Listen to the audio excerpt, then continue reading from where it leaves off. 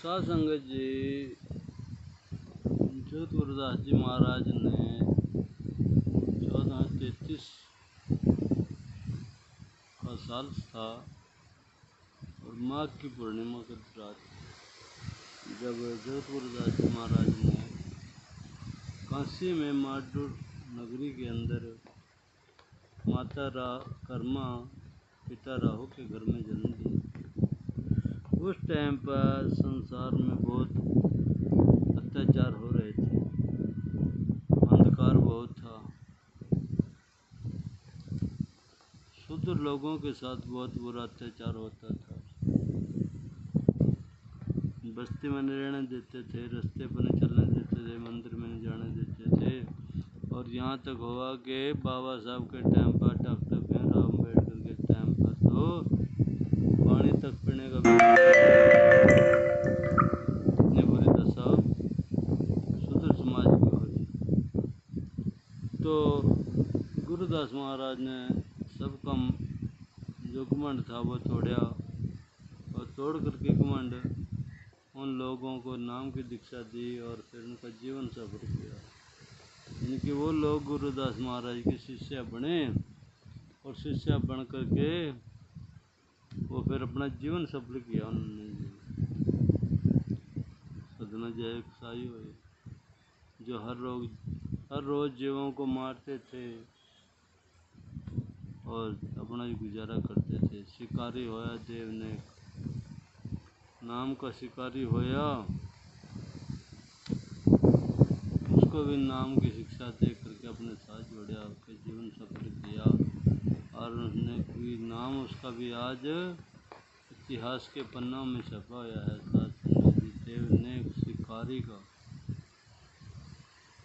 एक राजा पीपा नाम का राजा होया और उस राजा पीपा के मन में तो अहंकार बहुत बड़ा था, परंतु जब राजा पीपा को नाम की लगन लगी कि मैंने भी नाम लेना चाहिए और अपना जीवन सफल करना चाहिए, तो उसने एक दिन सभी दरबारी, सभी वहाँ पर प्रजा बड़े जितने भी थे सबको बुलाया गया अपने दरबार में।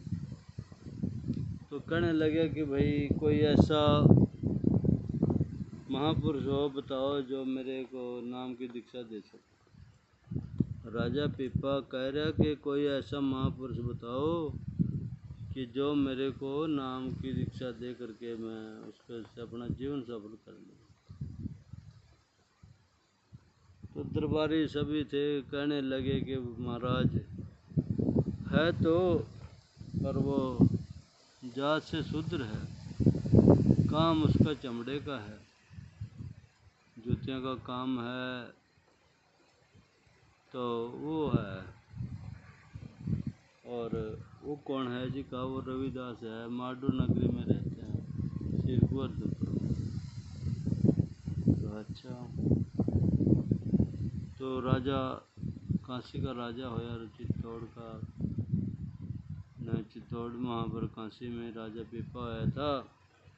तो उसने पता लगा कि अभी गुरु रविदास महाराज हैं और वही मेरे जीवन को सफल कर सकता हूँ, परंतु मैं नाम लूँ तो कैसे लूँ, क्योंकि वो शूद्र है, मैं राजा हूँ। उसको अपने घमंड था, अपने बादशाही पर घमंड था, अपनी जात पर घमंड था, जात का भी बहुत बड़ा घमंडी था वो, क्योंकि वो उच्च कोटि का जाति का राजा था। तो फिर भी उसके अंदर घमंड था कि तो राजा है, और परंतु जा तो कैसे जा गुरु रविदास महाराज के पास, कैसे जा, कैसे अपना जीवन सफल करे, कैसे क्या किया जाए। तो ये राजा पीपा के मन में लगी साध संगत जी के नाम लूँ तो कैसे लूँ, कैसे गुरु रविदास के शरण में जाऊँ।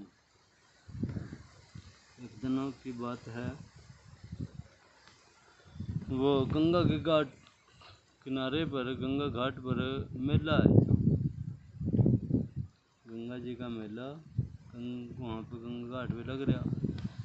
सारे दरबारी सरदारी जो भी थे संतरी सब के सब मेले में चले जाए। गंगा जी के मेले में चले गए और जा कर के वहाँ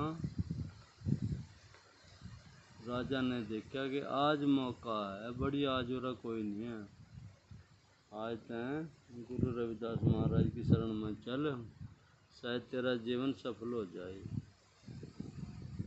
तो राजा अपने चुपचाप पतली गली चली गया और चुपचाप जयराज राजा गुरुदास जी महाराज के पास पिपा राजा गया। वहाँ गुरु महाराज ने देख लिया कि राजा आया, भाई पिपा राजा आया तो कुछ देना चाहिए। तो उसने अमृत पिलाया, बादशाह को अमृत दिया।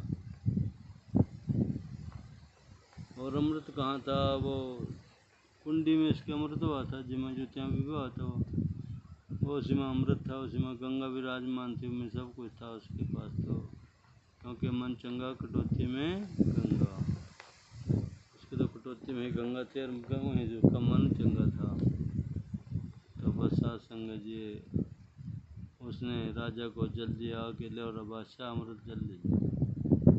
तो राजा ने पीने लगे जल्दी ऐसे, जाओ महाराज जो जल, और वो अपने इस तरह के मैंने अपनी बात मैंने कड़ कर बाव मैंने थोड़ा काट जैसे सारा अमृत जल बाहर काट दिया और काट करके चल दिया उठका।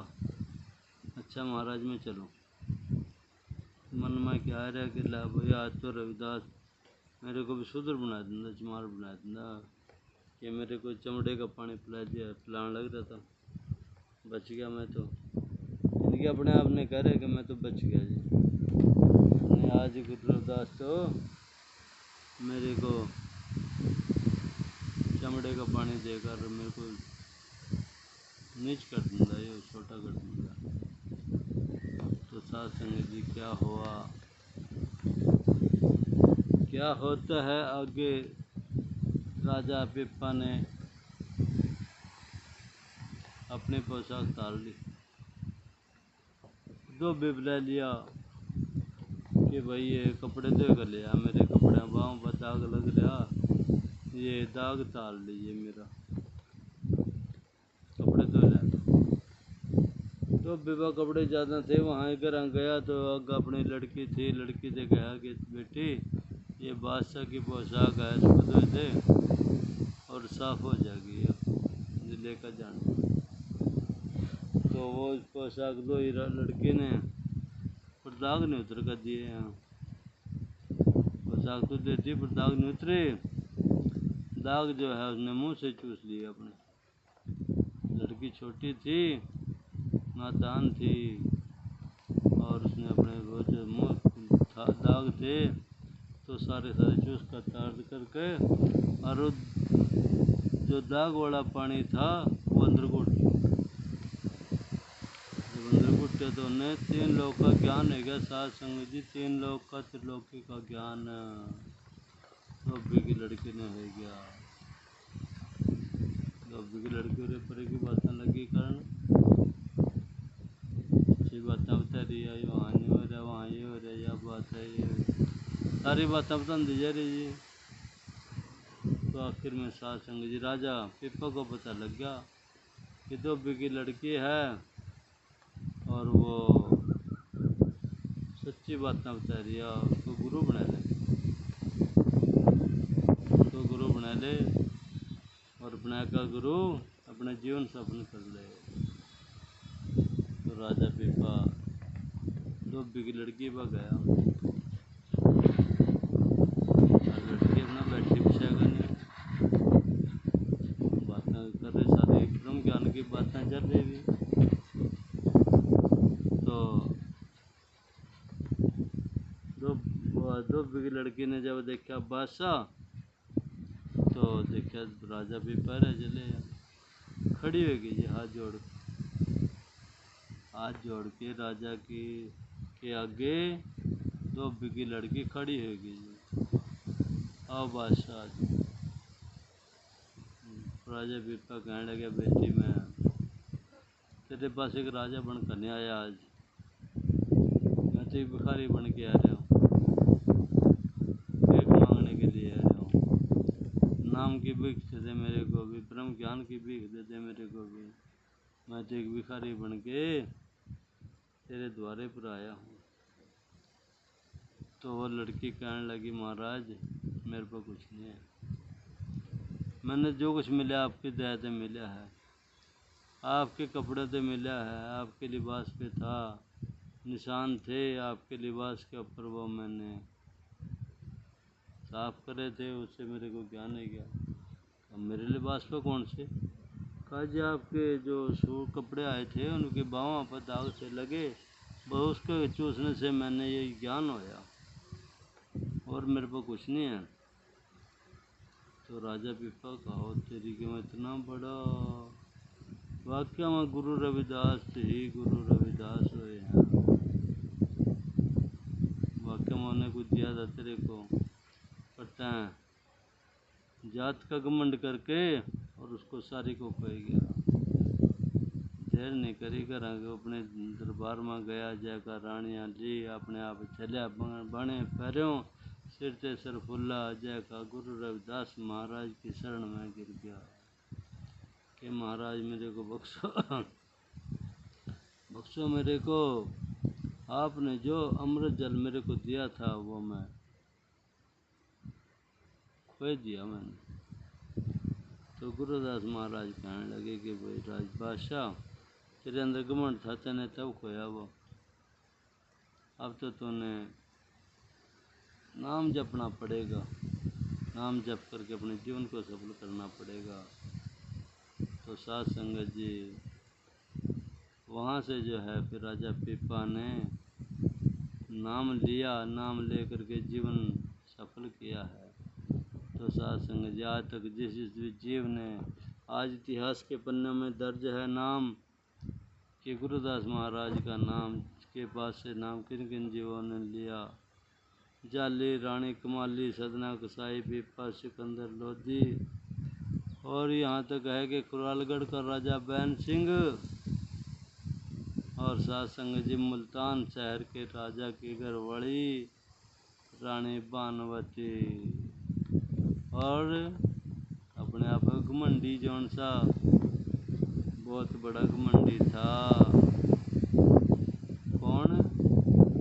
गुरु गोरख। गुरु गोरख अपने आप में बहुत बड़ा घमंडी था, उसका घमंड भी जगत गुरुदास महाराज ने ही तोड़ा है। बड़े बड़े घमंडियों के घमंड तोड़ करके, और बहुत सारे विप्रों के घमंड तोड़ करके, उनको नीचा दिखा करके, उनको भी नाम की दीक्षा देकर, और उनके नाम की उनका भी जीवन सफल किया है। कितने दयालु हैं गुरुदास जी महाराज, साध संगत जी। बस जिसके पास उसके पास उसकी जो वाणी है पढ़ करके जीवन में अमल किया जाए, नाम जपा जाए, तो आप भी सफल हो जाएंगे, सफलता हासिल कर लेंगे। इन्हीं शब्दों के साथ हमारी आपसे जय गुरुदास जी की जय। सभी बोलें जय गुरुदास जी की जय।